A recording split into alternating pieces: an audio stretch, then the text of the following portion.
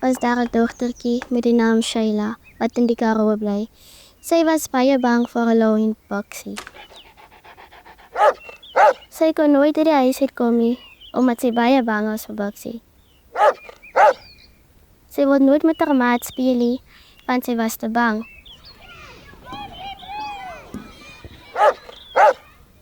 Sy het altyd gehuil oor die deur of as sy uitgaan. As sy uitgegaan het, die vir Boksie gesien het sy onmiddellik terug huis toe gehardloop. Haar maat het haar verlang en sy kon nie uitgegaan het nie. So eendag het sy besluit om hierdie hond weg te stuur. Sy het vir die hond vir haar ouma gegee om dit vir 'n naweek te hou, want sy wil met haar maat gaan speel het.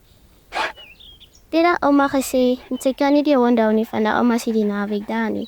Sy het besluit om oor haar vrees te kom en uit te gaan, maar net daarna toe sien sy weer die hond, sy het weer ingehardloop en sy nog steeds aanhou bang was vir die hond. Sy het uitgegaan, weer eens en weer probeer. Sy het weer ingegaan, omdat sy weer bang was vir die hond. Sy het 'n been gegooi net om die hond weg te stuur.